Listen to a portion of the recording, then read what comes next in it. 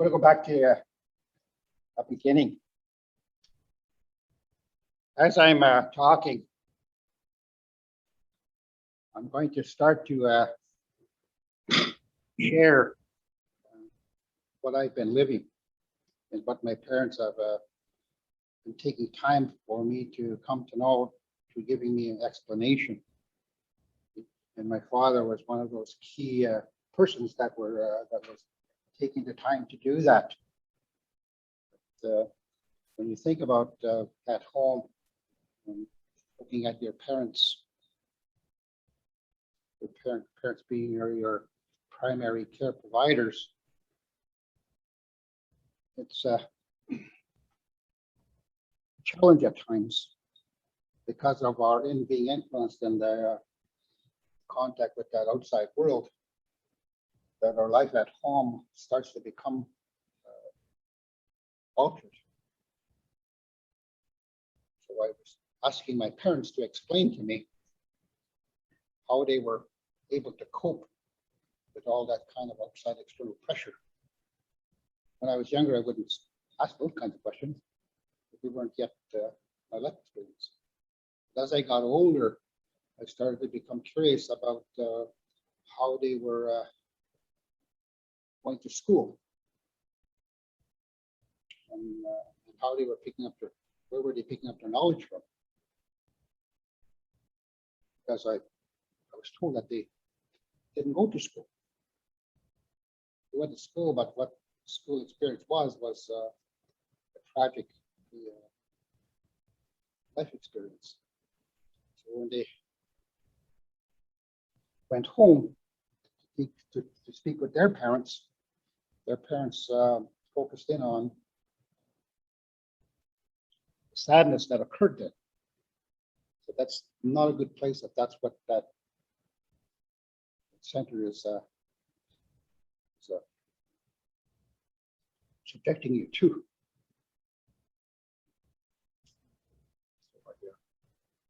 Start out by talking about drawing a line.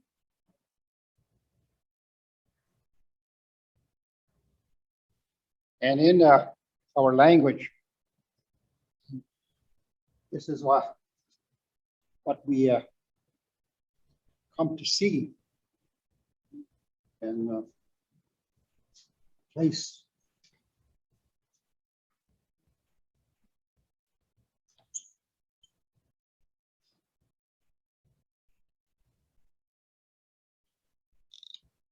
What was that place looking like that you were coming from? When we stand in this room, when you look around here, we see some nice forms. We see lumber in terms of boards. We see big beams that have been put together from a collection of boards. We see bent forms of a wood. We see a shelter that looks similar to a wigwam in terms of its form. But it would be quite a large wigwam and quite an elaborate wigwam. And we could create this kind of a form if we took more time at home when we went out onto the land and when we harvested the trees. That's in part what we were looking at when we were replacing the teepee that was here. Someone had brought a teepee here, and I was invited to come and participate in the changing of that teepee to put in place a wigwam to be more reflective of the people that were living here in this part of the globe. So I was asked to participate in the building of the wigwam. I said, yes, that would be a very good step to take, thinking about what this university was doing, about bringing into the same form the school, the Anishinaabe people and other indigenous nations. When we look at this place here. You see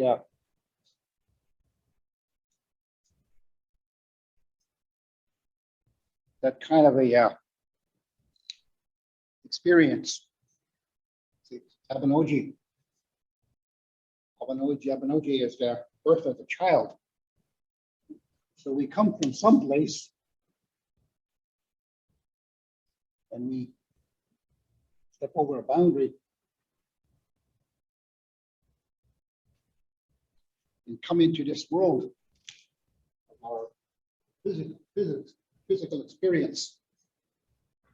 So here in this room, we're in a physical time and physical space because that's what we come to see and come to know. That's the way we've been educated, in contact with that modern world. When I was born on the land at home. And at this time when I was coming here, some elderly people in the community were approached by my parents to take up this work of being a helper, to support my arrival when I got here.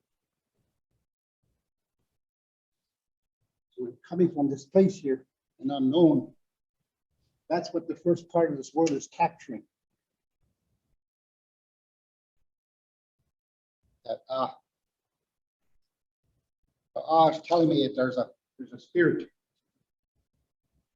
When you look at spirit, we're having to get rid of our boundaries. So when we're in this room, we see a circle. There's a boundary there of capturing a space. In the roof, there's another circle capturing space. In our wigwam outside that we're building, we're having a similar form in terms of the canopy. It's a circular space, but elongated. When we think about this that's what it's relating to. You're coming from somewhere, and that somewhere is spiritual. So when we think about what spiritual is looking at, what's included, we are having to remove the physical object that's around. So you ask those questions. If we remove the earth, what happens? When we look up into the sky, we move the moon. We go up and we remove the sun. We go up and remove the stars. When we remove all these objects, where do we put them? And physics tells us, and physical science tells us, well, all these objects are actually objects of energy, forms of energy. So we go down and say, well, what do we do when we get rid of the energy? Can that possibly be achieved? So your mind starts to contemplate and reflect about these kinds of challenges. You say, well, that's what this line here is capturing. It's coming from some place. And in when you study philosophy, they start talking about the metaphysics. The meta being you're going beyond the physical realm. You're starting to go into the idea of thought. Thought is capturing a description of what you're able to vision. So it's there inside this word, the capturing of that kind of a abstraction. So when we speak, this kind of a background is present when you're looking at this component. Where does this life come from? Where does this little being come from? What is it? And is the explanation for that spirit. And it's not having this physical component to it. So we come into this world, this universe, but also into life on the earth, physical space. But we look at that, and the bib part talks about stepping over of that boundary, that space. So when we think about the term that's used to describe a baby, energy sector, volume and the quantity, that's being reflected on and made known. But for a young child, that would be too abstract. We don't speak to them with that kind of capturing of thought. But it's part of the journey that we go on. We start thinking about this this road, this Anishinaabe Mikan, my road. So when we were having a gathering here last year when the students were coming in, and this was just before the COVID time, with some students, they were coming in to visit the university. So I was asked to make a welcome. So I went over to talk with them. And I was sharing what I'm sharing with you now, like a similar kind of a story. And I was saying, okay, I'm going to go on to one side of the table here. And as I'm talking from this side of the table, I mean the world of the modern wage economic community. We're in this big university, and you're coming here to visit. Try to come get some picture about what this place is about. And it's a place facility. Welcome them to Laurentian. So I walk over to the other side of the table. So as I was talking over there, you were able to understand me quite clearly, because you could see. If need be, you could touch the desk and touch the walls. But when I come to this side of the table, I said, Petahtegoose. And I asked, do you understand what I just said to you?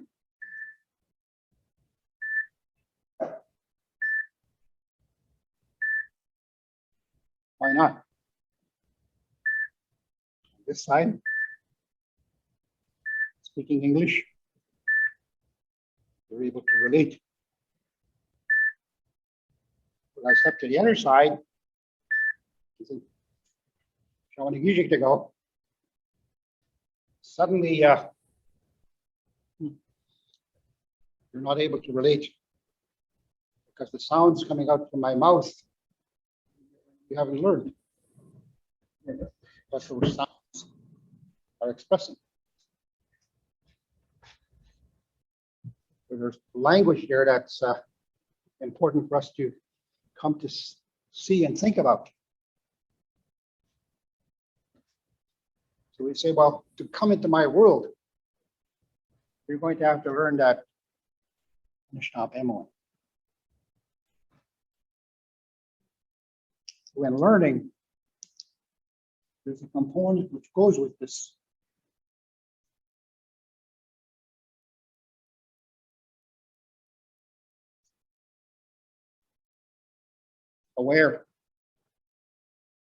Awareness.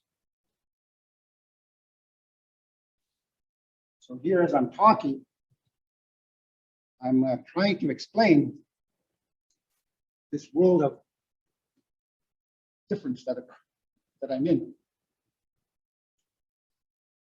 In terms of being an Anishinaabe, I'm living in the spirit side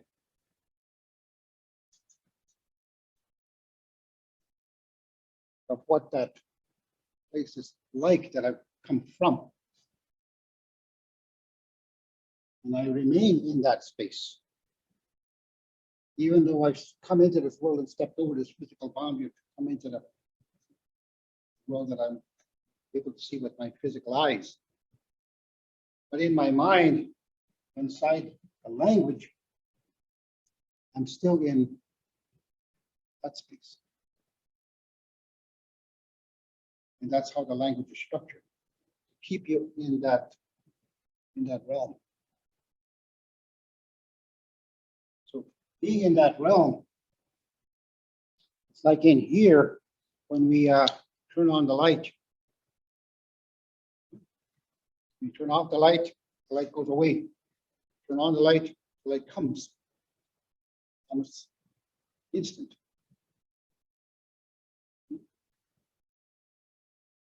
So you're having to be careful of that. But when you start to speak, that becomes readily apparent in terms of how you live. Being aware of this kind of a grounding. That's here. You step into this world, you start looking at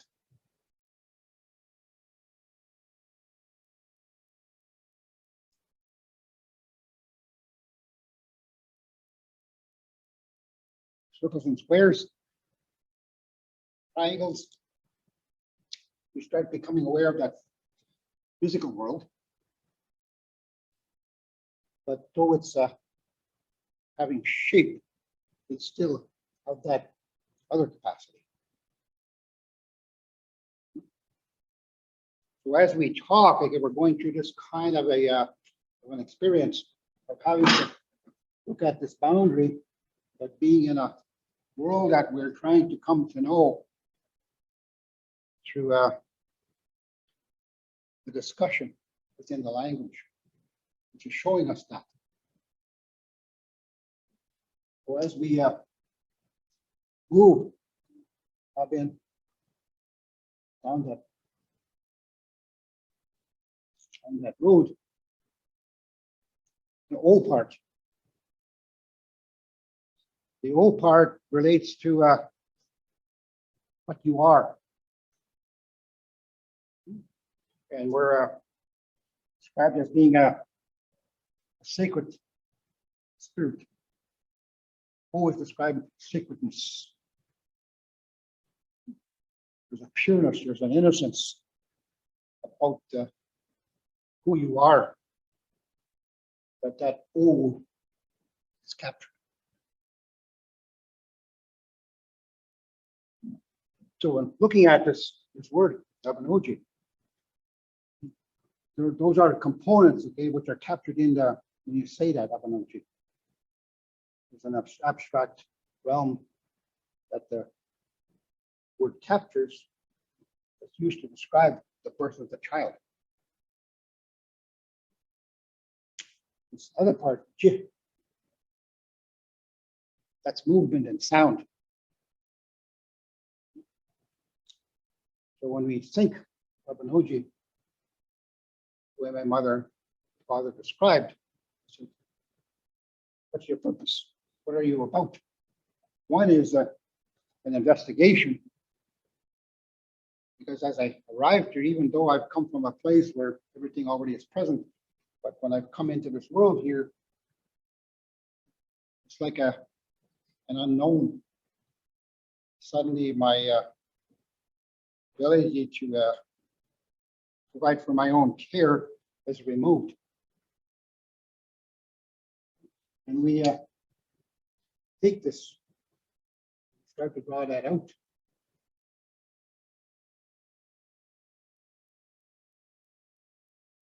In terms of how this road is put before us, come to know. Over here, there's 4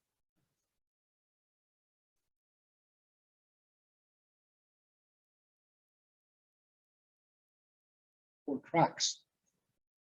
First one, becoming aware.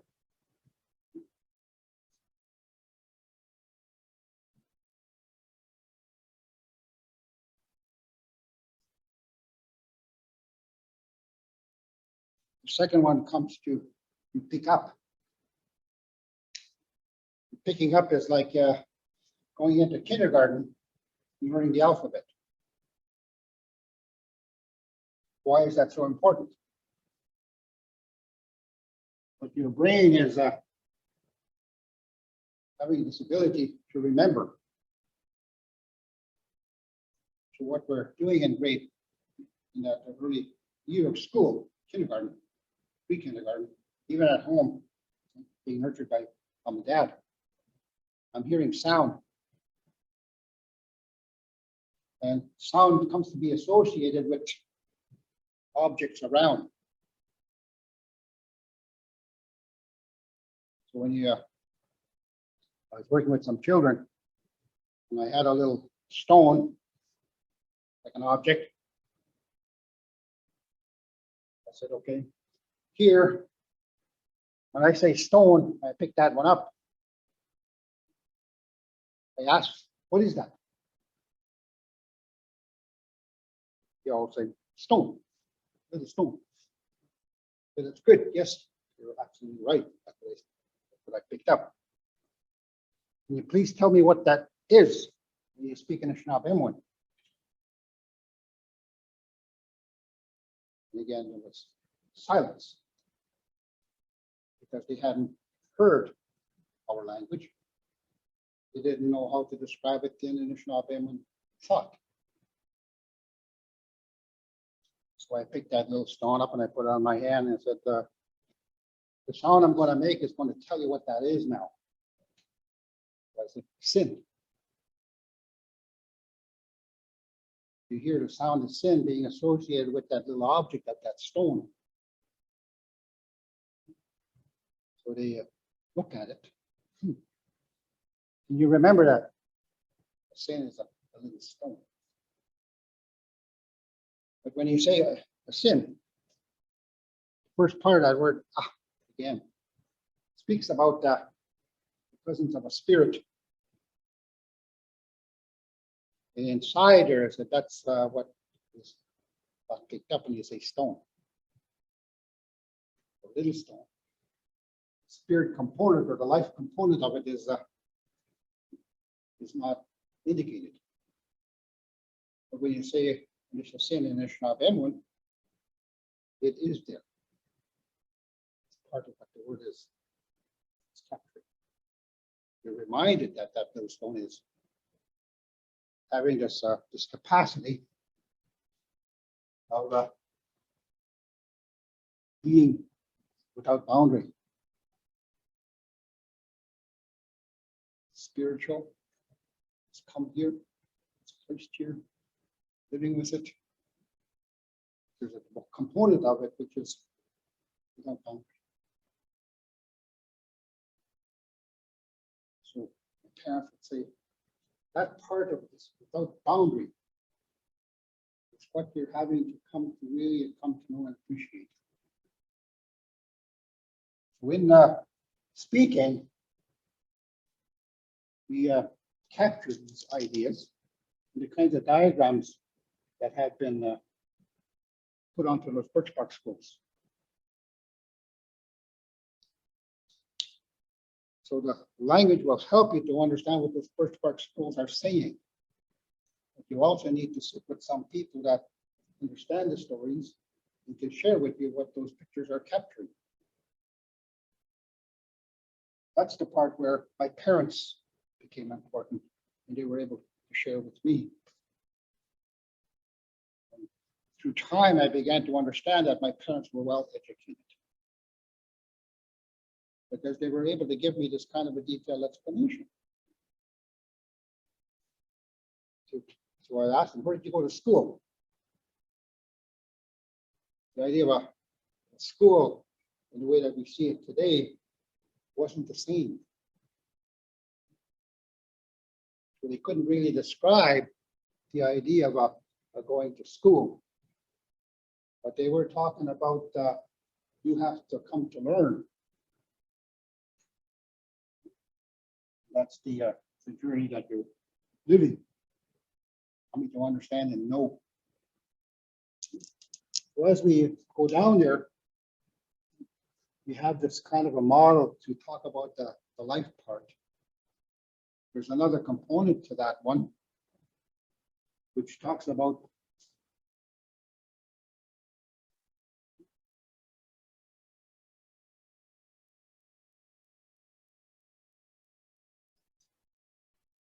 you start to capture constitution.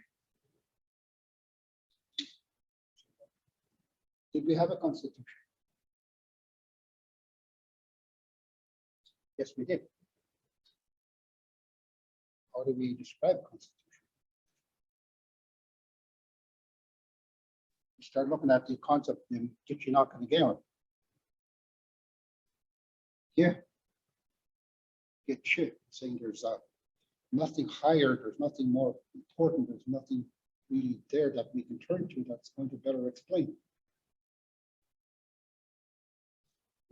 Get is going back to this one over here. And you're reminded again about that part over here. Oh, sacredness of the life that's come to be here with me in my home. And it's this little child. This little child is having spirit nature about it.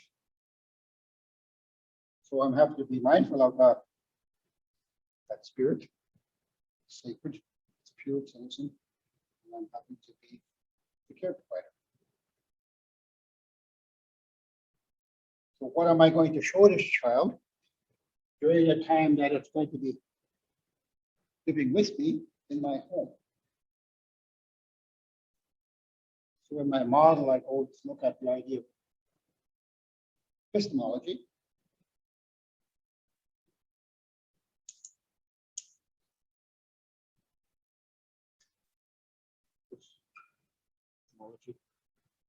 And on the other side, two components. Pedagogy. Pedagogy relates to how are you going to teach this? What are your methods? How are you going to inform your child? So we train our teachers to do this kind of work in the primary grades. It becomes less of a concern at the university level. The assumption is that you've already come to know what that is. But if you never see that word and use it, first time you hear it, you say, what the heck is that?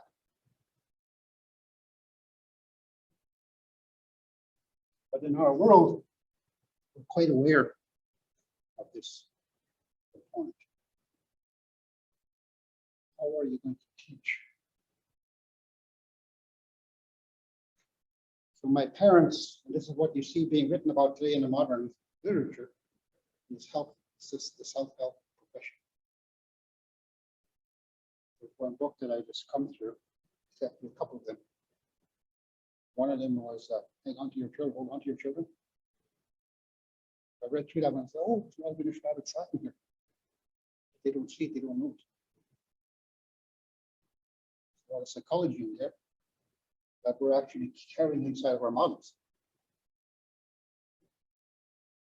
That's important to understand.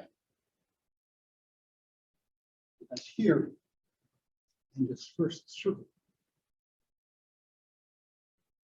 psychology of it. It's critical to come to know. Because you're starting to influence this little child coming to this world. What are we going to teach that child? What are we going to share with that child? So the first step is to say they need to become aware. So in becoming aware, we start bringing in our grandfather concepts. And in that one, you start looking at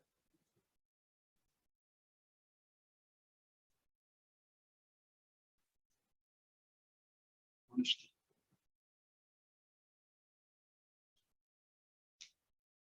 I have to live honesty.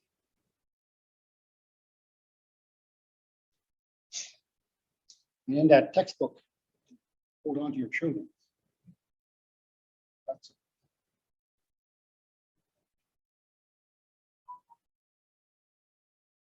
It's the most critical component that you're having to share with your child at the time of infancy.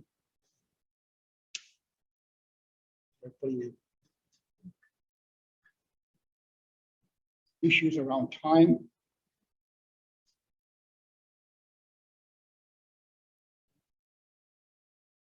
This is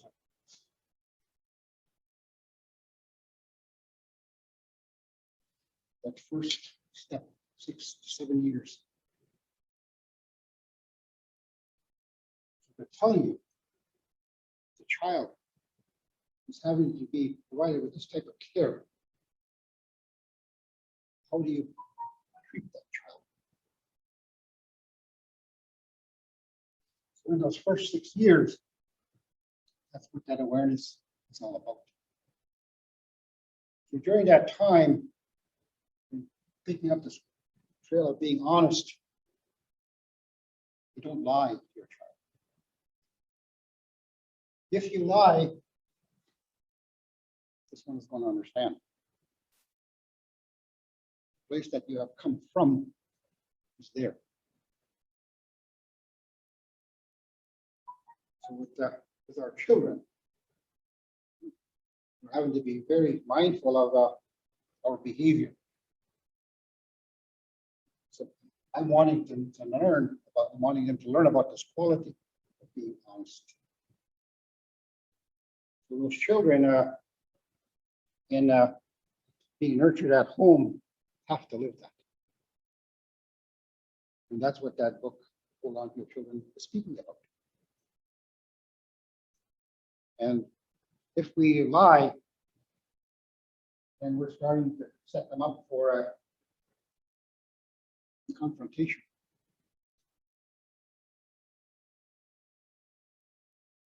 I'm going to become aware. So at home, we start talking about that here.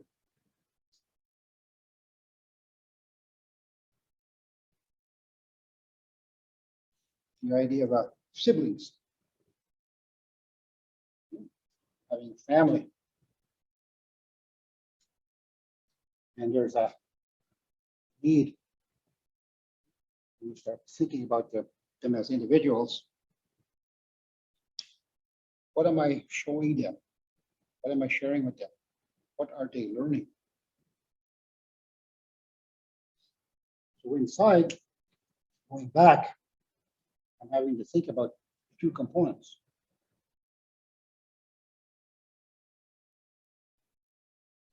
Positive experience. So I want my child to have that positive experience at home.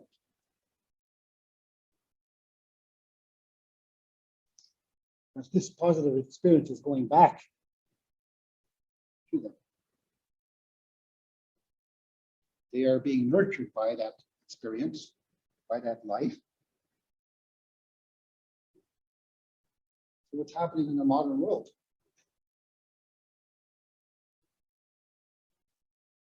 Because we are not studying about Anishinaabe culture or Anishinaabe world or Anishinaabe being, that one is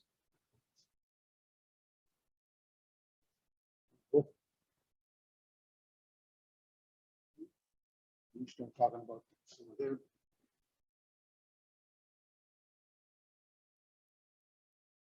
all the trauma that's occurring. We're having to go back and undo that damage.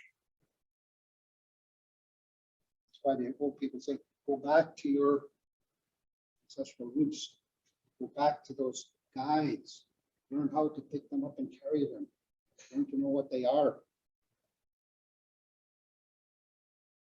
But not to talk about it, but to live it in the way that you behave at home with your people.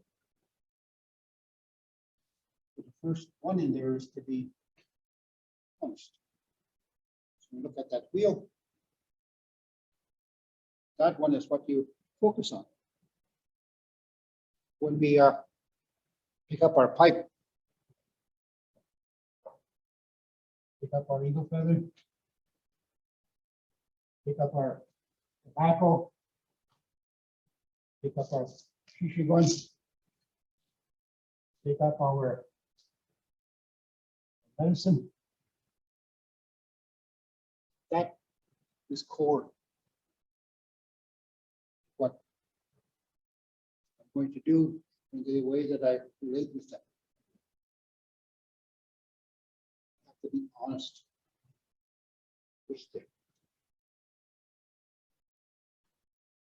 So I can take that one, or we're going to jump out and pulverize it. But that would be crossing those boundaries for sacredness. I just don't do that. Similarly, when you have these kinds of elders with you, those kinds of innocence with you, you start picking up our containers and fill them with alcohol. You bring them and put them in the same room together, same space. Some people would say that's a sacrilege.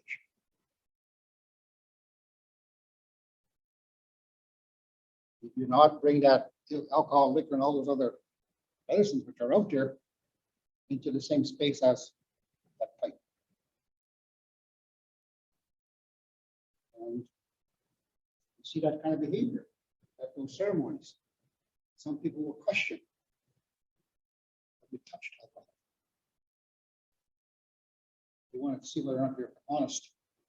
When you go to the powwows and you see all those young men and the older men sitting with those drums. So these powwows go on for 2, 3, 4 days, 7 days, one period of time. So some of these young boys, and when they go out, they will go out and sometimes engage with that alcohol or other kinds of drugs. And they will come back, and they'll go and sit down at the drum. Sit down. So people within the community are very aware of where these young people are going and what they're doing. So they'll come up and confront them. Call a gathering and ask them, where were you last night? I saw you at the party over there where that alcohol was highly consumed. And as a matter of fact, there was one person that actually participated heavily in that. Oh, you're sitting with you. You could ask you to excuse yourself. You're violating what the teaching is trying to maintain. Sacredness of that life is. And you're coming here as though nobody has witnessed. I'm going to speak for that pipe. Speak for that tobacco. That's my role. That's what the people at home look through when we start talking to you about putting you in that role of elder. How do you carry those qualities? Because we're relying on you to be that keeper. If you do that kind of work, you're having to show it in your behavior. So inside, we go back and say this child that's being nurtured do the grandparents, does the family cherish these, cherish these, cherish this knowledge? Do they display it in terms of the quality of love?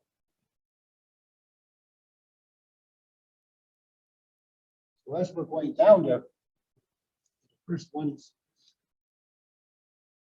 showing to the child that this is the way to live. So it's important that we think about that and come to know that. We think about having a child. How are we going to nurture that child? What are we going to permit the child to come into contact with? So at schools, when we think about the library that's at the school and the numbers of children's books that are there available to our students, this is the kind of question that I've asked from the school boards. I would like to see in the school at some point, when I go into that library and if I do a random check, I'll pull 100 books off the shelf in the children's unit, children's section. And I'll take a glance through all those books and I want to take a look at its quality of positiveness. How does it speak of me in that book? How does it speak of my community? How does it speak of my family? And if I'm absent, it's telling me I'm not important.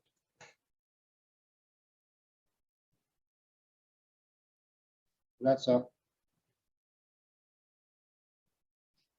requirement of that school. So you write that into our school agreement, tuition agreements. When I go out into that school and I'm buying a curriculum and I'm going to give it to my child, I want to know what that curriculum is going to be containing that's going to be used to guide my child. And if I'm not there to be included, the question, what am I buying? I'm paying $15,000 a year for my child to go to school. What is the benefit of coming back to my family? It should be helpful.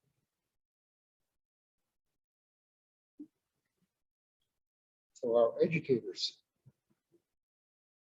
have to be asking different kinds of questions about how they're helping the family to become successful in that school. For those pictures, when we start thinking about the stories that they contain, I'm looking for that quality of this element. For me, I'm wanting to understand that it's going to be of this quality here, positive, because that's going back here to that child. Talk about a positive identity. So my child needs that. And it's critical that it be put in place in those first 6 years before they even go to school. So at home with mom and dad have to be aware of this kind of a role that they are in. So the way that we inform our parents about how you are living, this role over here starts to be placed in that sequence. The education system. So as I go down there, I'm thinking about what am I carrying?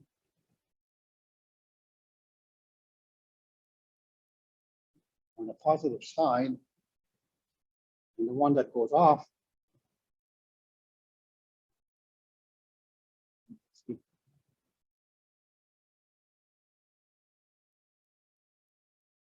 negative. Over here,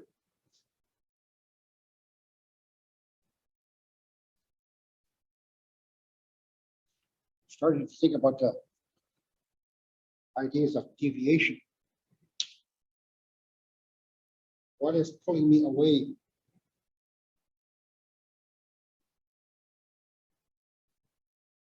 Inside that deviation, we start talking with our people in the way that we are living. What are we carrying? What are we picking up? Recently, I've been working with the architecture school, and in the building of the wigwam over here, start talking with them about this isn't an extension of you. This is you. So I light up that little fire, a little bowl here to wish to make a fire. Put some wood in there, put some medicine, take a match, light it up, make a smudge. It smells nice. Like that kind of aroma that's generated by that plant. Some people it's actually toxic. So when you light one up, you're having to ask that question about is there anyone here that's allergic to the burning of that sage? Allergic to burning of sweetgrass. Having to ask those kinds of questions. Light those up. As they become close, living in using their life, action. Not to be shy and say, well, we can't have the ceremony because we didn't light that pipe or we didn't light that sage. No, no, it's going back to here. Thinking about this boundary is always present. About how you are going to provide for the care of that spirit. Acknowledge them. Even though they're a little infant child or mature adult, you're always taking them into consideration. Within our families and communities, it seems like we overlook quite frequently that kind of a concern. And but when we are going through this pathway of education, how are we teaching? So in the second one, we start picking that one up.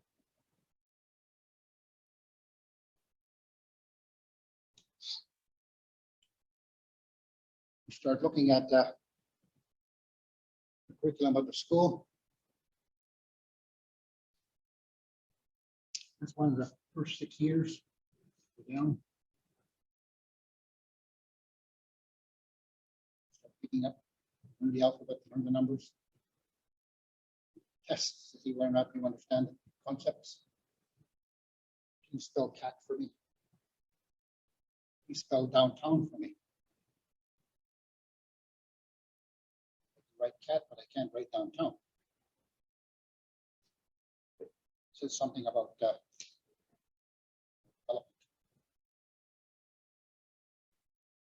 At what speed am I moving? Where am I on the trail? When the schools are start looking at output, demonstrate that you are learning. So at school, if we have that course of study, what are the objectives that I'm supposed to display at the completion of the course? What did I learn? Helpful for me. I need this place. When I go out, I can do this kind of work and I can follow the path. Demonstrate that I can follow the cookie recipe. In fact, we go on, I'll learn how to develop the cookie recipe. That's in part what you challenged when you start the bachelor's degree. Develop your own cookie recipe. But you don't have to put it that. But inside our lodge, I'm thinking about where are these levels? How are they captured? Of these diagrams, years.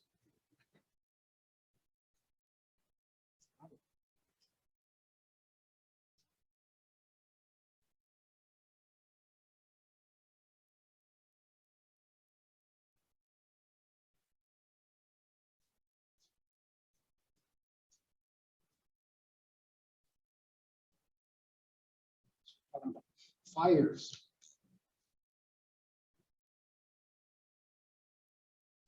Fires.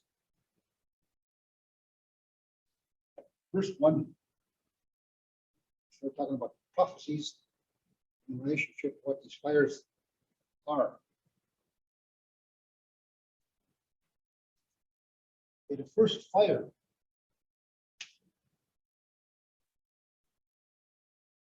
has to be between.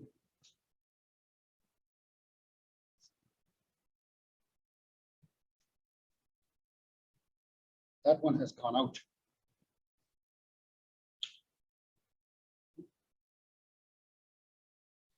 And if you ever had a chance to hear stories coming from William Commanda.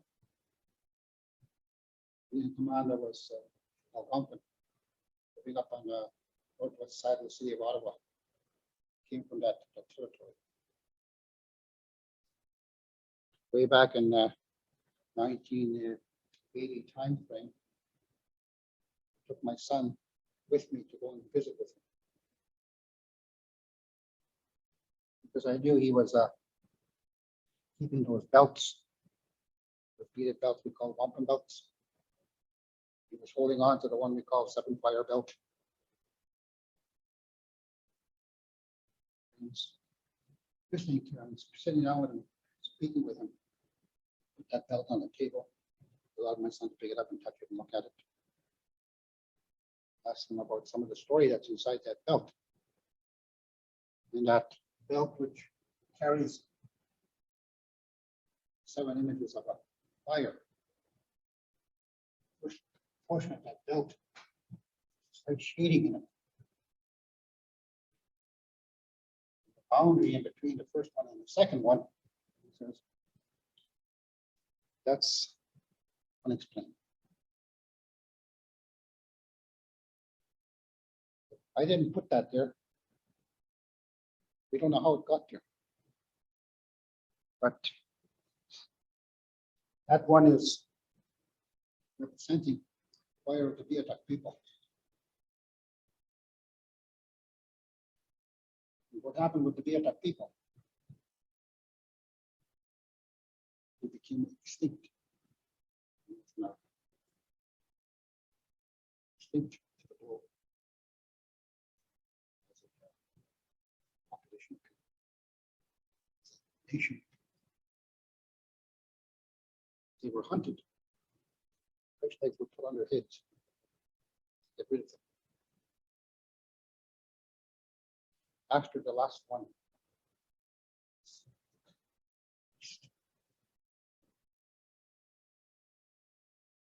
that line came into that belt. We talk about that one as physical. Divine intervention. Can't explain how, doctor, who put it there. Just one day they put the belt away, it's all one color.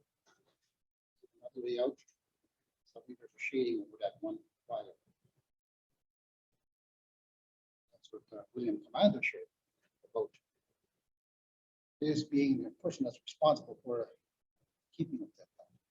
Now it's transferred over to another member of his family. Be the guardian. But inside, they were always looking at this quality of honesty. I cannot lie to you about what I have been living, what I have witnessed. It's important that that be carried forward so that those generations that ask questions have a good trail to follow. Over here, start looking at deviation. That's what we look at. We say, well, what are those things that are going to cause this to happen? So we look at hash marks. So within Canada, I've been using this one to work with the politicians.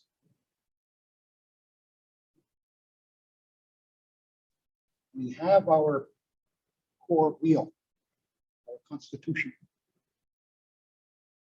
And our Constitution starts to speak of directives, not directions.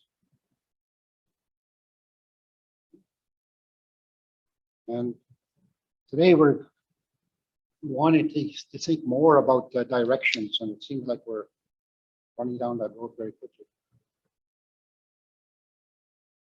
And I've been told otherwise. Be careful.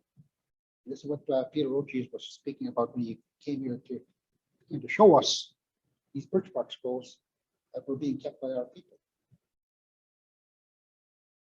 Came up here to the university, came down to Peterborough, came to different places across Canada. Going out these birch bark scrolls. So I looked at them, and as he was talking and speaking, I said, oh, I know about that. Because my grandpa was living that.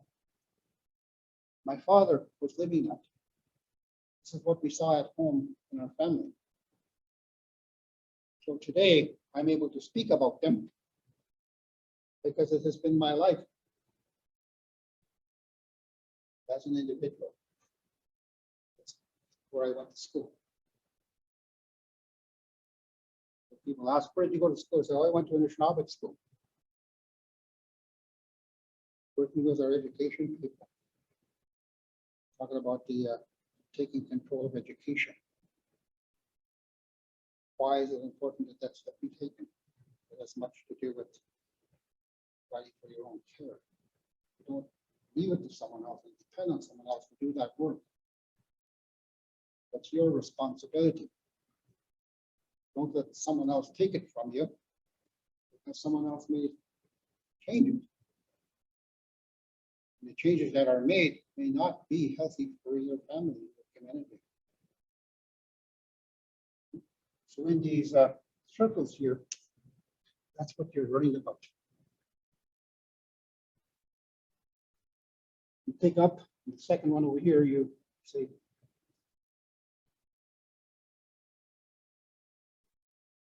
take it home. Taking home means that it starts to become you in your life.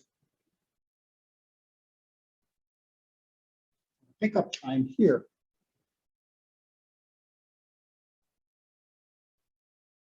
There's another 7 years added on.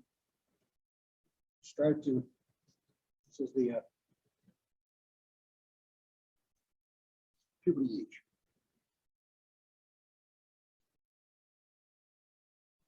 What are you learning? What are you picking up? What are you coming to know? And at this time here, we're about 13, 14. There's another relative of ours that is doing similar work. You see that in Christian churches. The ones that I was immersed in and had come to know, we start talking about a confirmation time. First one over here, we talk about a confession time. Confession, that's receiving that for the first time, communion. Being able to distinguish over here the difference in between what is right and what is wrong. So those children are becoming aware of these two options. But they begin to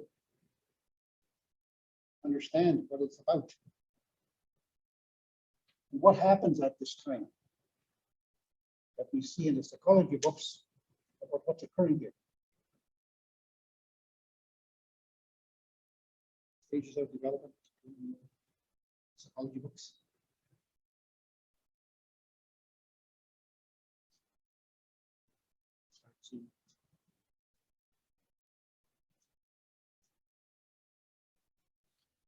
The creation of friends. The little children start to have these imaginary friends that they can create. So when they begin to show you this behavior, that's the time that we would take them out and make them spend some isolation time of a night. A period of time where we're going to remove them from contact with family. Face that fear of being alone. Let them experience the crying, the emptiness inside, not having family nearby to take care of you. Because up until that time, in our teaching model, 7 fires over here, but there's also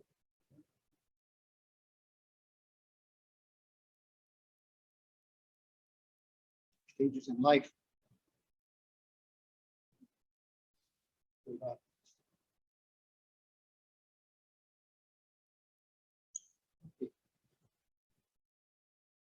7 years in between each stage. The friends portion over here is that period. This one here, 6 years.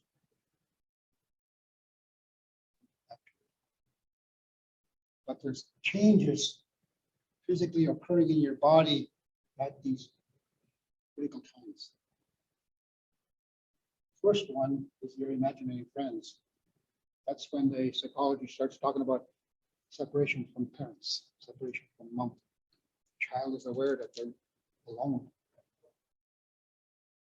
They feel uncomfortable when mom isn't there until this age, but they become it. They show that by the creation of those imaginary playmates. So I ask parents to say, when your child is 6 years old and you buy them that little tea party set or some other toy like it, and you ask them to seat their family around the table, you're going to see how you're viewed by your child in the way that they place you at that table. So if you're close, you'll have the child and you'll have mom beside. If you're not close, they're going to take you and put you on the other side of the table. But the persons that are close to them, they will sit at the table, given those first chairs. That's what they will show you, the way that they play. They say, well, if I'm on the other side of the table over there, my child is telling me something about my relationship with them. Where am I? I'm having to be mindful of that. So again, when you start talking about the parents at home, how do we develop parenting programs? How do we develop teaching programs? When we go out onto the land, we're doing a lot of going out to the land today in our programming with our families and communities. When you go out there, what are you putting into the program? How are you bringing the family unit together to participate in the activity that they're going to be participating in? That becomes critical. So when you go to the court and you have to put together what they call the plan of care, those are the kinds of items that you're having to put into those plans about how you're going to support that family in their being able to get custody. So when we speak with our politicians, we're having to walk them through this kind of an education experience. When the chief goes into the court and he argues that this is my child, I have to be able to show how it's made to be. So I was working with some chiefs, talking to them about this kind of work. And I recall one of them going to court, and they come back and shared with me. They said they were shaking in their boots or sitting there to talk with the judge because for me, that's a new experience. Never been into a court to speak like that openly with a judge. Don't know. They forget put the court away and speak with the judge as though you're talking at home as a family. Family court. Develop a comfort of being able to speak, okay, with that kind of a position, kind of a place, kind of comfort you're having to come to know, because this is extremely critical work. You start talking about providing for the care of a child and supporting mom and dad in their keeping a healthy family, and wellness, and all those qualities that you want to see present in our home experience. So as we're going down, there's honesty, looking at my friends, these stages here that we go through. There's a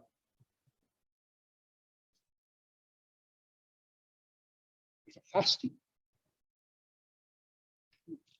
that we take about the youth through. And at home, this past spring, we had a couple of families go out. And I was invited to go in and help to look after them. And to speak with the families about what is so critical about this experience. So when they were out there, they go into isolation, away from one another, but they're out on the land, in their tent. Depending on time of year, you sleep in a big 6 sleeping bag in the middle of the winter, or time for the time of year that you go. But while you're there, we ask the person that's participating to remove themselves from that modern world and all those needs that you are keeping. So you're confronting those needs. I need water, I need food, I'd like to have close contact with my family. Close contact with my friends, I'd like to have close contact with my television, all my gaming, all my activities. So we take all those attachments, all those needs, and we put them away. And now you go out onto the land to be alone. So we ask them about that. You go and sit down and talk with them. Are you feeling okay? In your sleep, are you able to sleep? What's happening during the time that you sleep? Are you having dreams? We talk with them about that experience. And partly what you're walking, you're going down this list to see whether or not these qualities that you want, which are critical, to be present in them. Are they picking up? Are they becoming aware? For them, when they come home, I ask them to go into the cold water of the lake, because this was in the springtime. And I asked them to take a swim in that cold water. So I asked them afterward, going for that swim in that cold water, was there really any fear? Thought about fear and being cold and immersing my body in that water. I said, no, not really. That's good. But what was the experience? talk something about that experience. So now the water was cold and I didn't really want to jump into it. But I know you asked that you immerse yourself in that cold water. Why was I asking for that step to be taken? I was asking to think about it. Not really understand, not really sure. Oh, so that's good, that's fair. You don't know this kind of a story.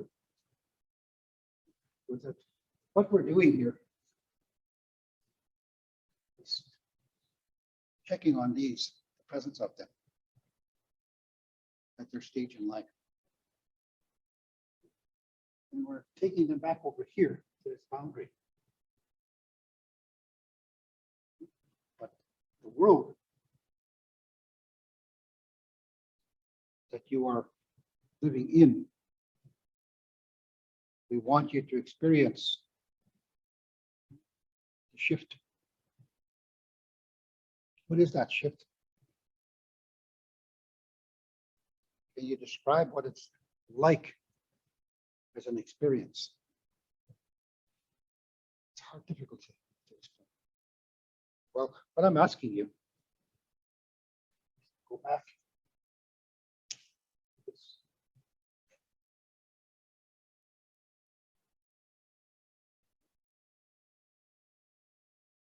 You're going back home to your Anishinaabe world. And the experience of going into that cold water is part of that. There's a shock to your body. There's a shock to you. Being comfortable and warm, suddenly you drop yourself into the water. It's the shock that we want you to remember. The taking of the step to go back home to be in your Anishinaabe world. Over here, it's puberty time. Questions about identity? Questions about the living experience? That's where we're asking you to travel. And I'm here as your guide to take you there. So parents, mom and dad, sit down and talk with them about what that experience has been. You as a parent, what were you expecting? What did you want to see? Well, I don't really understand. Well, for you, it's going to be a learning experience. It's going to help you to begin to understand what the journey is looking like in going home to being an Anishinaabe. You're in the modern wage economic world, and you just walk around the community and you see all the technology, you see all the shifting that's occurred. So as an individual, I said I didn't live in a subdivision in this first period of life. We moved into the subdivision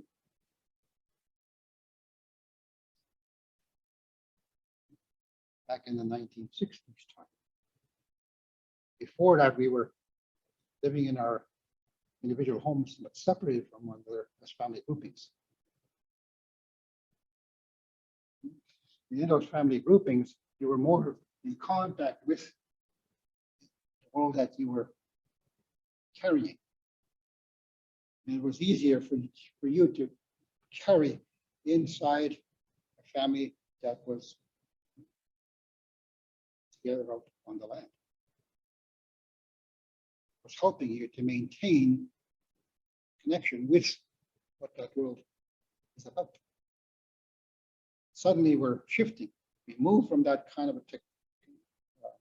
cultural experience into a subdivision way of living. Subdivision is more of an adoption of the modern world. We're going into downtown Toronto, living into big apartment buildings. So in speaking, say, with the School of Architecture, they become very skilled in speaking about culture. They spend a lot of time speaking about culture. When I went down to York University speaking with the school there, I was bringing with me my Anishinaabe world. And one of the first questions I asked when I got there, when I was speaking with my teachers, was, I'm here speaking with you about culture.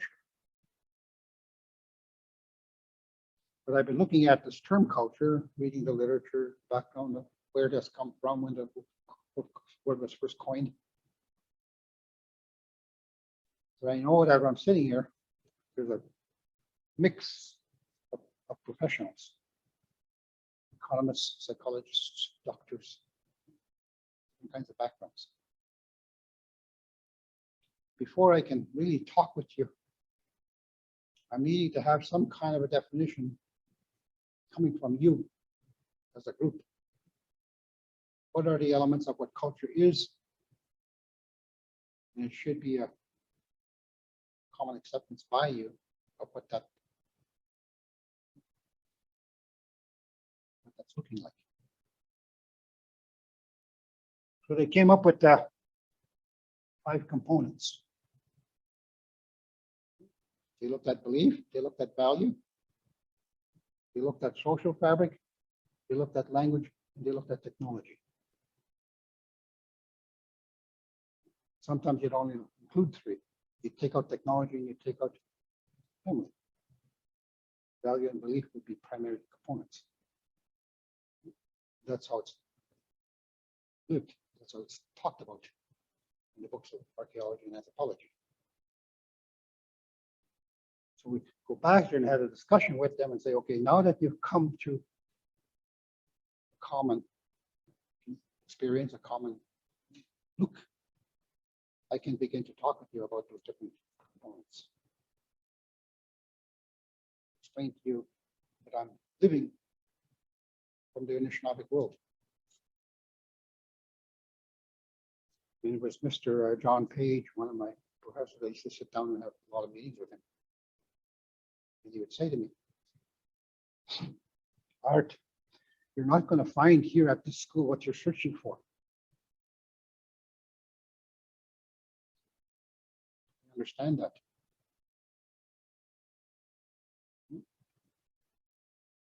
And we can't help you. I said, yes, I know that.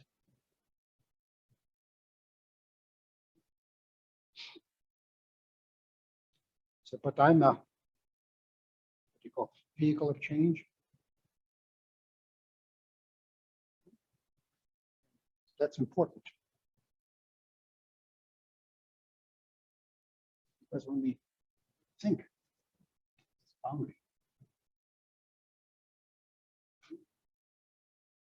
We can draw that one into another form.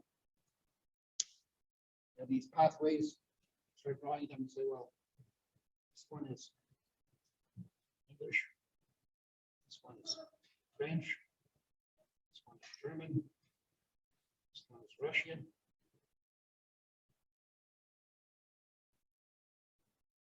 And in between, we go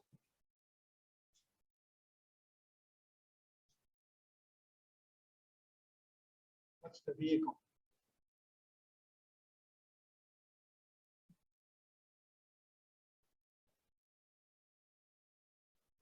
Of the relationship in between those nations.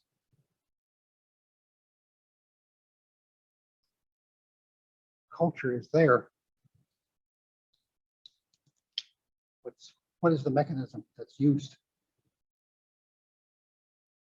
to define individual security between them? At the conclusions of war, you end up with these treaties.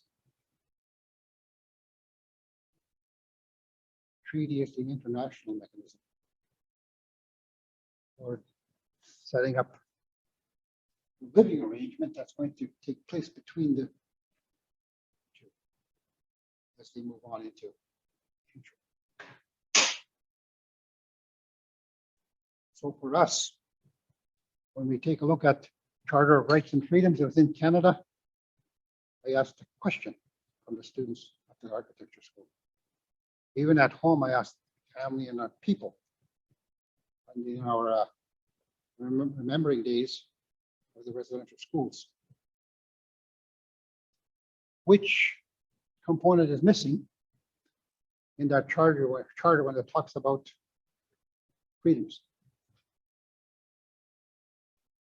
Freedom of religion, freedom of speech, freedom of association. What are the items which are included there? And which one is absent for the Anishinaabe people?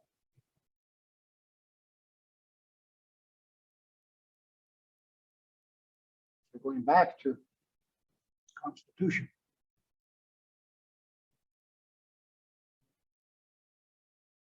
That's what we're asking about.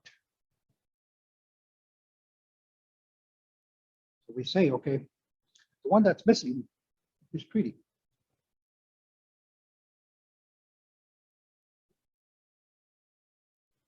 So when we go back and take a look at the patriation of the Constitution within Canada from Great Britain, the provinces really put up a fight and did not want to include the presence of our people as nations.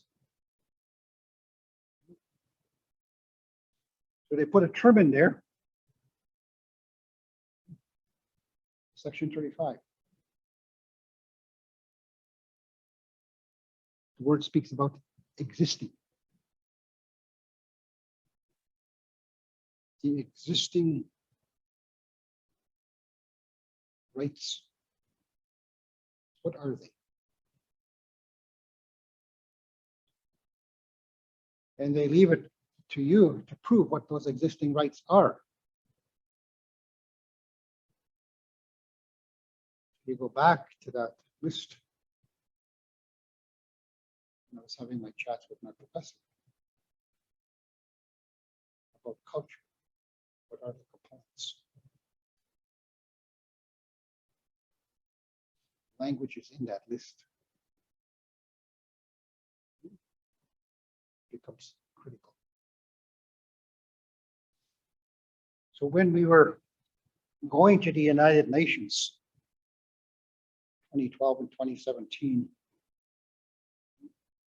we asked for some time before that CERD committee, Committee for the Elimination of Racial Discrimination, body of the UN, which is like a court, they call it a panel. See, on that panel, the judges who sit there in those chairs come from Britain, Russia, China. People from the Security Council, from the UN, they sit on that panel. There's a couple of there for some of the weaker nations of the world. So from time to time, some of the one of the chairs will be given to one of the other nations. So appearing before that board, First Nation people challenged Canada. So Canada was brought before that board, and Canada was asked some questions. The person that was asking the questions was Great Britain. And what did Great Britain ask? So it was asking Britain, it was asking Canada, please tell me, what is your language?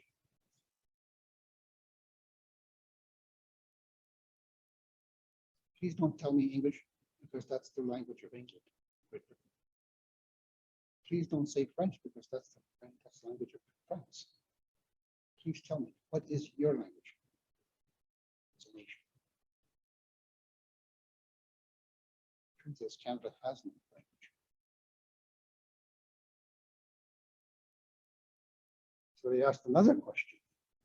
Again, it was Great Britain.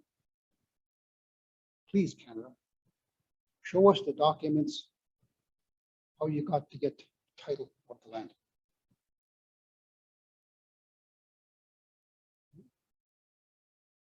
So again, Canada could not show any kind of document whereby they had title to the land.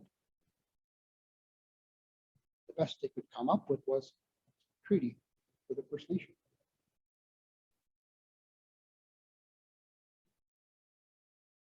So when we start talking about honesty, going before those courts, they're having to demonstrate that quality. They ask to produce the record to answer the question. So for our people, when we're going down this kind of a pathway of learning, go down, aware, pick up, take home. When you get to this one here,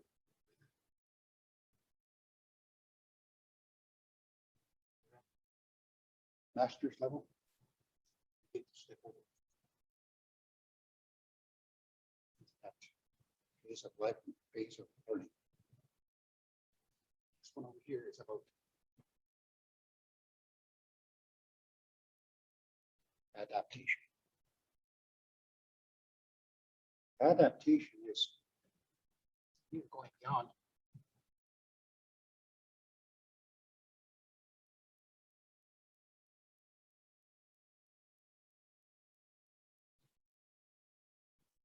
Pushing the boundary of knowledge.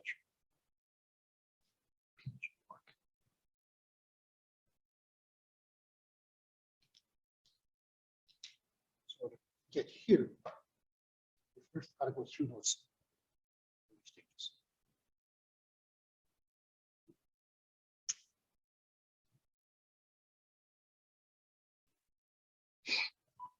So when thinking about say, unknown, that's in part where the PhD student, PhD graduate, learned person pursues investigation. Looking at different ways to describe what that world is looking like based on the tools that you bring with you on that journey. So up here, that's a life experience. So when going down there, you say, well, what am I having to do to go there? So up here, well, honesty is at the core all the time. Start looking at deviation. What are the activities that take me down there?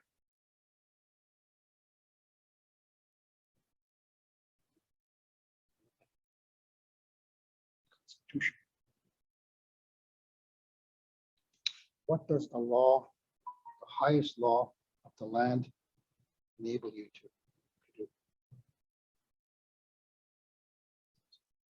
Puts limits. Some areas where you are not to go. In those areas where you are not to go, will take you to this point.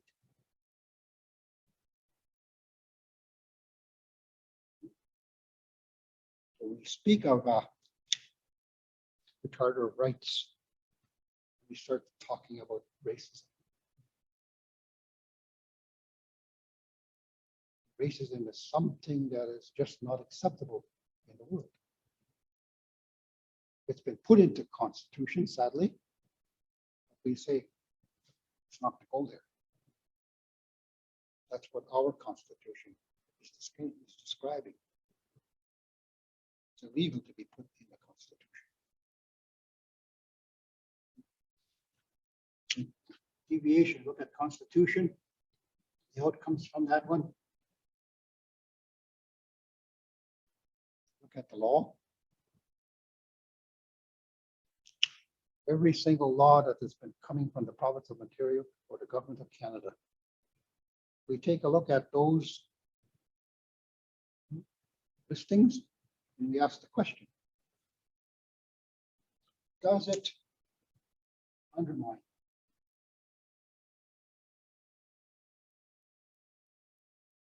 the need to be honest? If it does, you say that law, which is taking you down that road, has to be removed.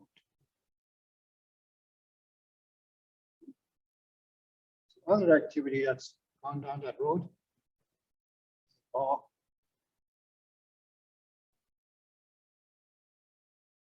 the education system.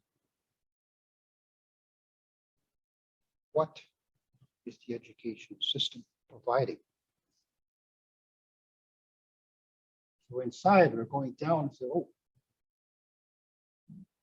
I have to go back and take a look at the school curriculums.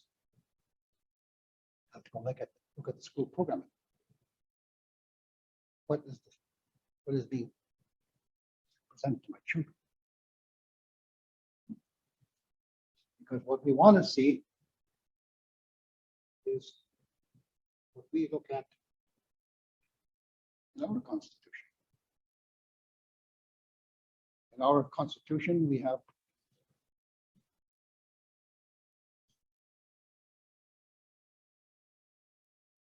to be kind with people. It doesn't matter where you come from or who you are. You're always mindful of being kind. It's respecting the idea of the spiritness, the spirit of that person. We're not to hurt it. Fundamental role of being a parent. You do not hurt your children. You guide them through good teaching. That's the way it was described to me by my mother. I used to ask her qualities about pain, suffering, hate. Because she enjoyed talking about those. But she experienced the pain. And I used to ask her about developing feelings of hatred toward people because of the way that she was treated.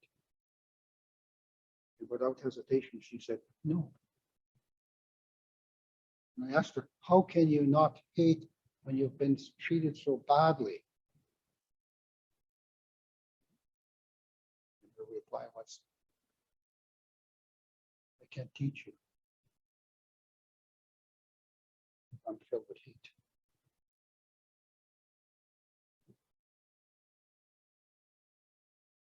What makes you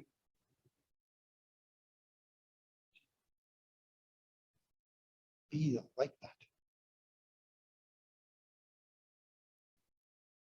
So it's knowing this road that we have been traveling, but understanding what this component up here is about. And knowing how to separate here, good from the bad. How are we making aware the children coming into that world? Helping them to make those kinds of decisions about choices and options in life. So those grandfather teachings become central to that.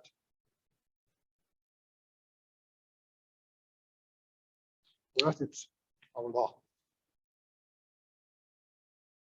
The component of what the law is about. So kind. Next one is share. Qualities of living within a family at home. Qualities of living with nations of the world.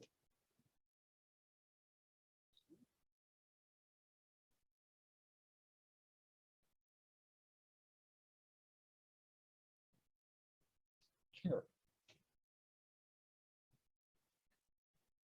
How do we look after our elders in the homes? How do we look after the infirm who may be ill?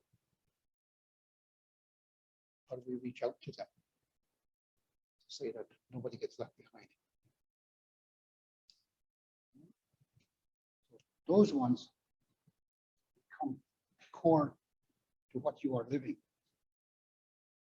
They become you. And that's what you search for and try to decide on who your leadership is going to be.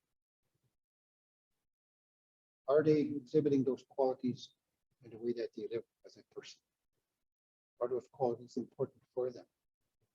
So when they make decisions, are those going to be included? The hope is that it will be. And it will be if it's important for a person in looking at the members of their family. It becomes ingrained with them, it becomes second nature to them. But it's all about that quality of honesty. So I'm not going to pick up something that's questionable, just not.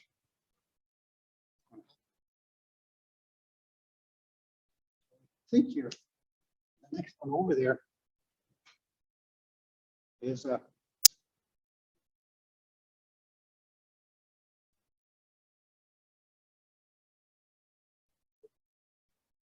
fortitude or strength. Fortitude and strength, they relate to getting yourself back up on your feet. Because these ones take you there. Seeing yourself as a healthy individual. Knowing that you are not to become a burden to anyone. It becomes second nature to you that automatically failure in my life doesn't exist.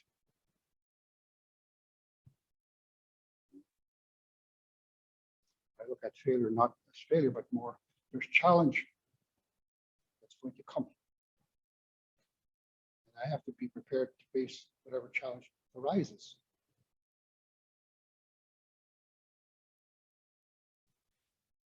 And to deal with challenge, I'm not alone.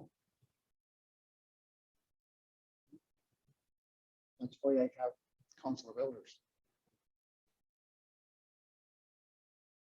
I go back to people that may have walked the journey before.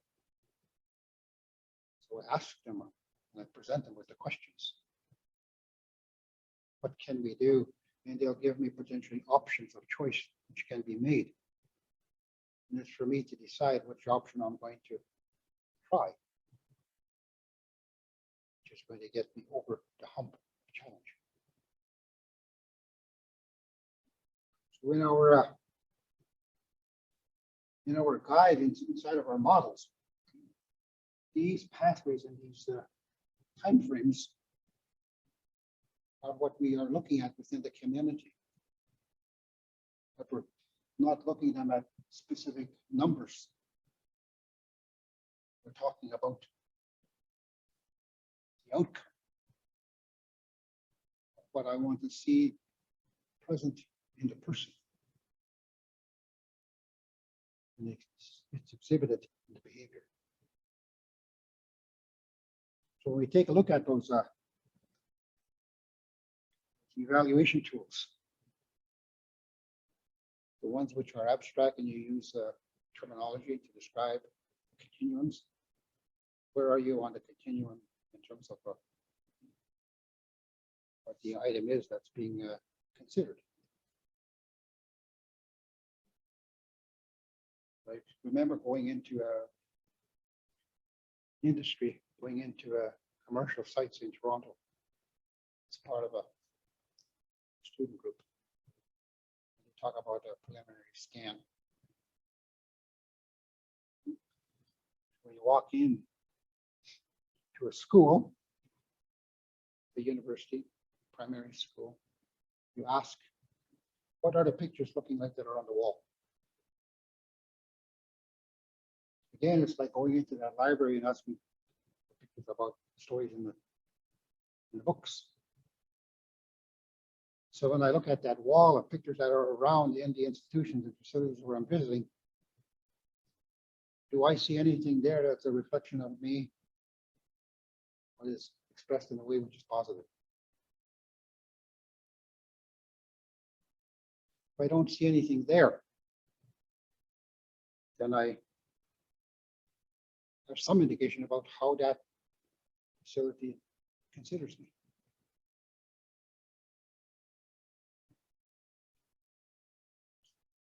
Being told you're not included.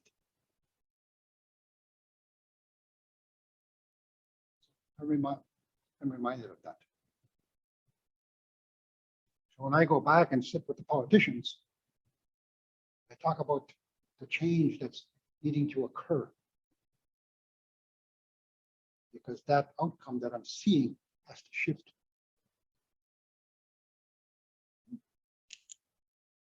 We're going down this list here.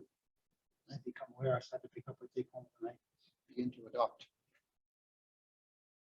It's going back to these here.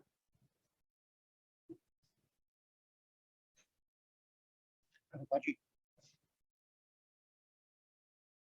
goes in hand with that one.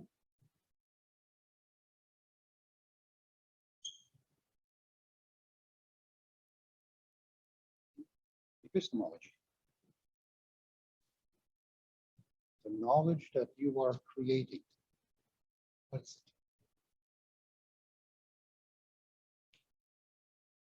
So the university is about the epistemology side of the work of the PhD people. Taking a look at what has been produced, which is what you're asked about when you're going out to do those studies, your research work. Take a look back at the epistemology. What is the knowledge there?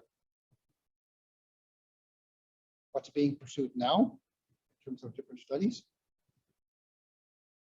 How does my work fit into the mix and the degree that I'm pursuing? In terms of the master's degree, I can do the work that somebody else has already challenged. Go back and one or two questions on the side that has been raised, and I may go down one of those pathways and then come up with a work. And I have to go back and explain why that was necessary. Depending on your panel, they'll make the evaluation about how well you've completed that comprehensiveness. They're providing them with answers about options that may be available. Based on how well you do, they give you credit. Yes, you've earned the right to have the master's.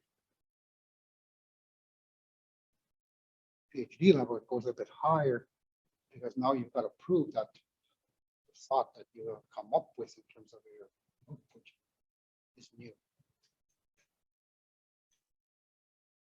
Has never been achieved before.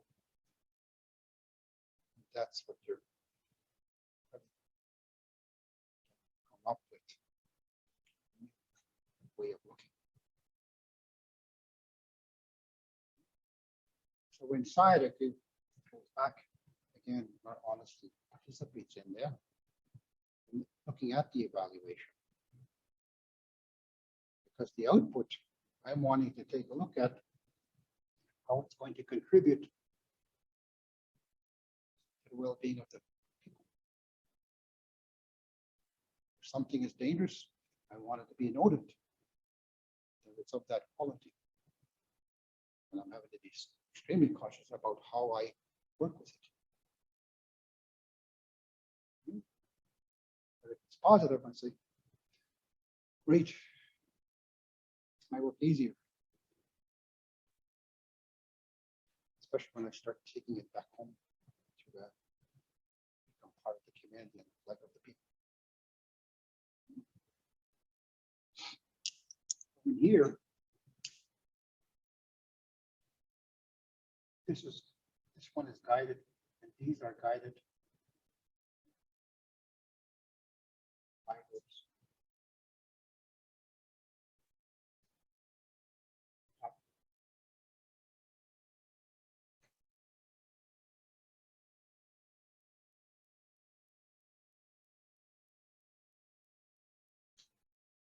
8-pointed star as opposed to a 7-pointed star.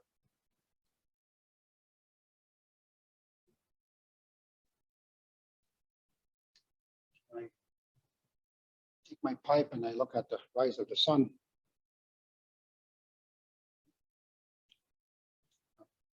Reflecting on two components here. Spirit, they're saying make wedge. Thinking about qualities of generosity. So I look at the listing of the 7 grandfathers. There's generosity in the mix. Some circles it is, and some it isn't. So in the way that I was nurtured, I'm made to be aware of that teacher model. Generosity is on the list. And when we take a look at them, the listing is all about behavior. If you look at them, they're describing behaviors. So when I go around that list, I come to one that's currently being put in the mix. Truth.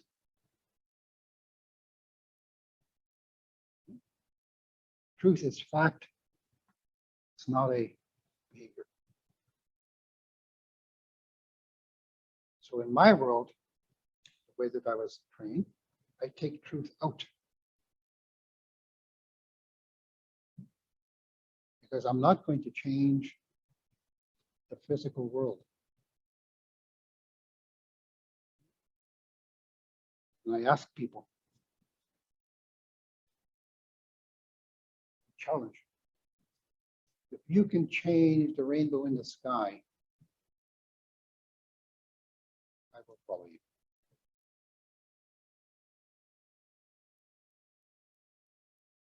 If you don't have that kind of power, please don't waste my time.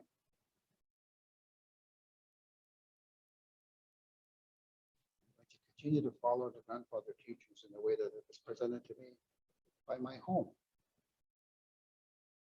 Because it's carried us through centuries of time, through ice ages of time. And I will continue to hold on to it until someone comes along that can change that rainbow.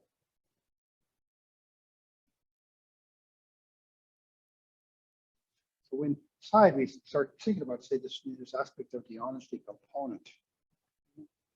That's at the core of your work. That's what makes it safe for other people to pick up and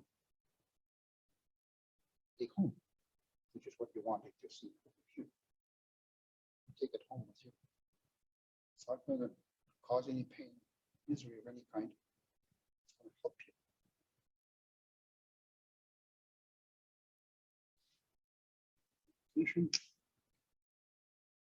You can go off on all the activities that we participate in. Study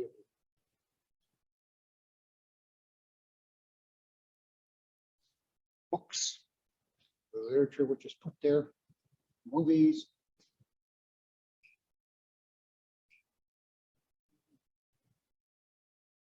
poetry. It's nice that they create nice imaging. It's entertaining. It's partly what we are needing. We need to see diversity. Life would be boring without diversity. And there's a richness there. So I'm wanting to see that, but I'm cautious about how it's packaged.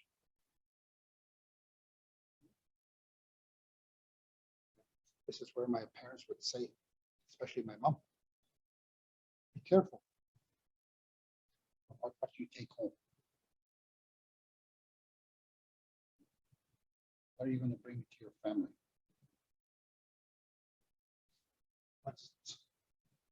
How's it going to be used to define you?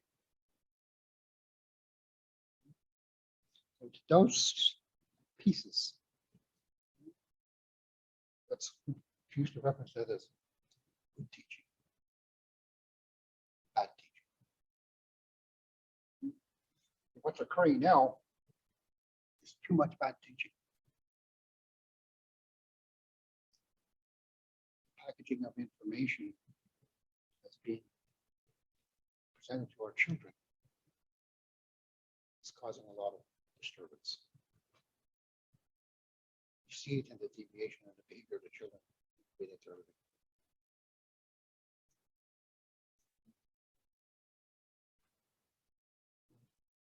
The best that we can do is to be honest. That's so vital for the health of our intellect of our children, our youth, our families. So there, that means relationships. So in our teaching model, start picking these up. They're all packaged.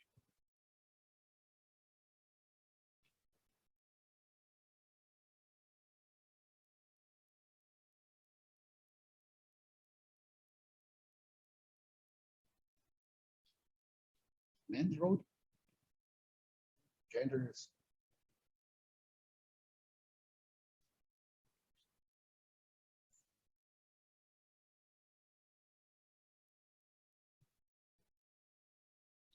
women because of the gender differential between the two. But those are kept separate. That's where the medicine trail is important. Body is distinctly different from one another.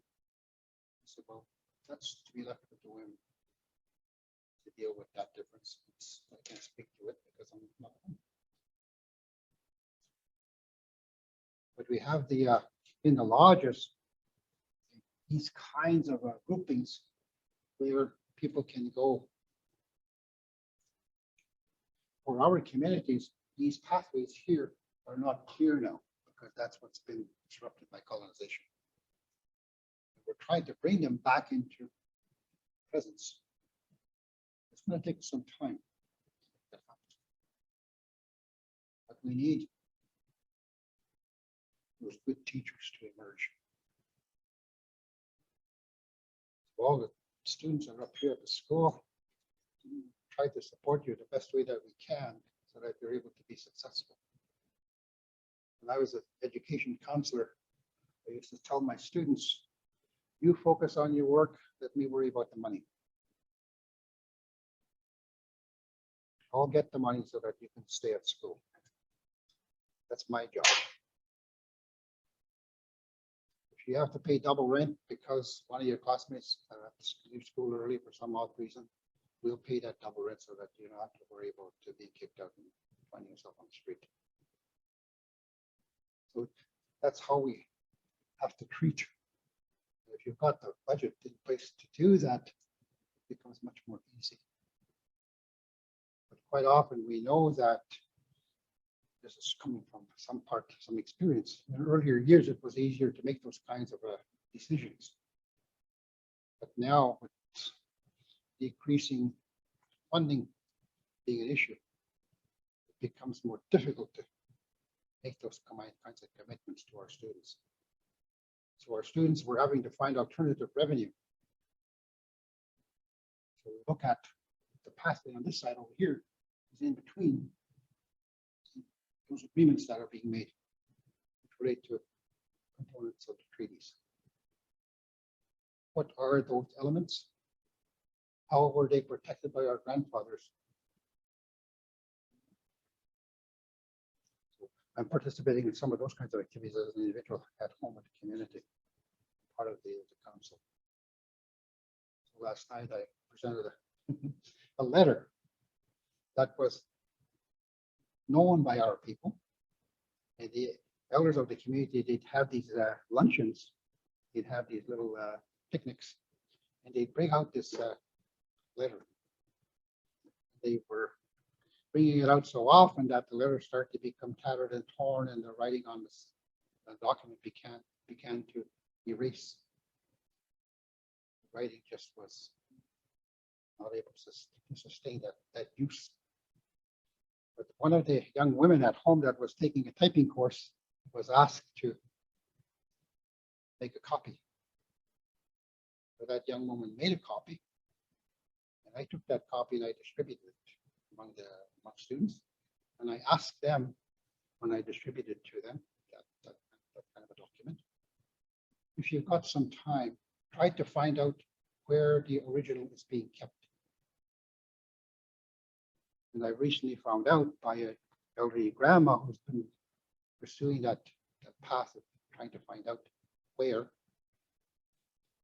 The individual went down to Ottawa because we believe there's a copy in the Parliament Library. But we don't, she was told, you can't see it. It doesn't exist. It's not here. But fortunately, the agreement was made by the United States. And Canada had it's a mutual contract between the two. Documents that you have, we'll make copies, put them in our libraries. Copies that you have, we'll make copies, put them in our mutual sharing. So the letter that we were looking for exists in the Library of the United States in its archives. So Nancy Scaney from Lake, Alberta, was able to get copies made of the letter that we were considering. So I've now taken a photocopy of it in terms of looking at the video screen and making a typewritten copy based on it slowly being presented. And I gave that to our council last night.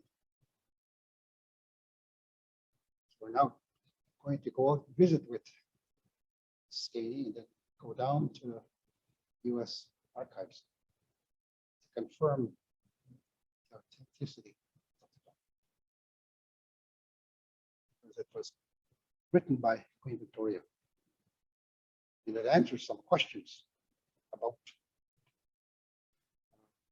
the nature of the relationship that we're supposed to be in with Canada in the provinces.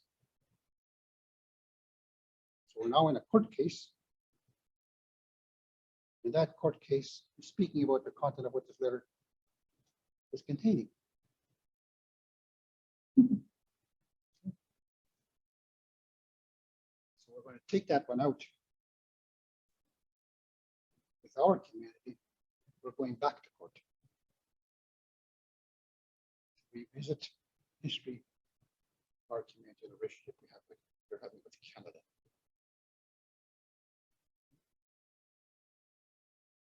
Going into that court, this quality of honesty becomes critical.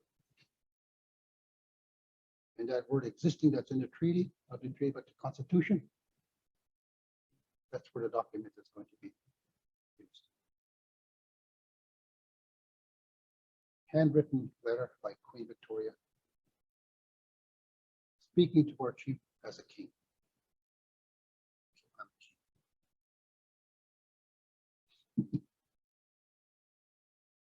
Not,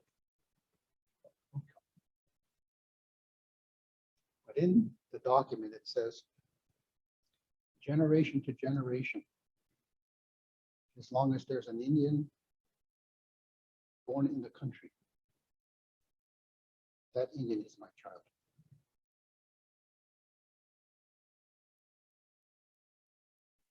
Every single Anishinaabe, every single Cree, every single person that's born in Canada is accepted as being a member of the royal family. So they go out there and say, I am the law. I am the education. I am the spirit of what this intent of the document is addressing. So it's the expression of what this one here is looking at. Going back to that beginning. Say that I am. My role is to maintain the pureness of what that is.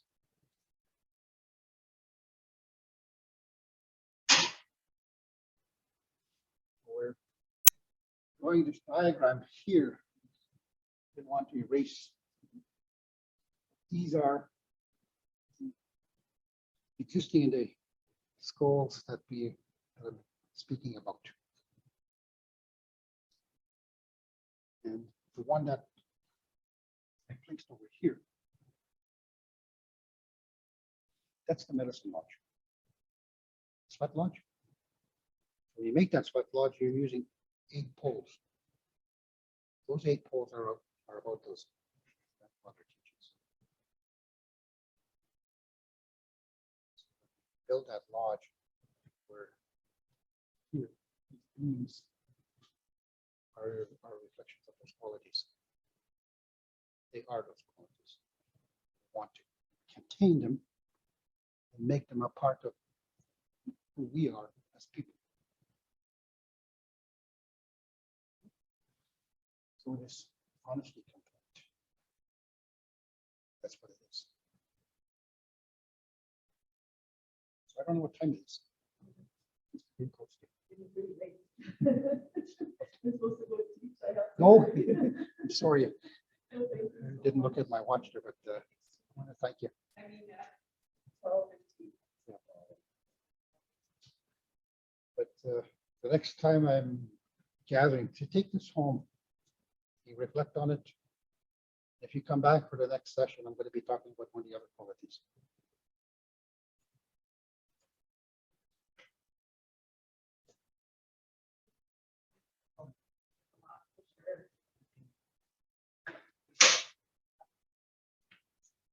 That will be good for my students. Wait, where's our teacher?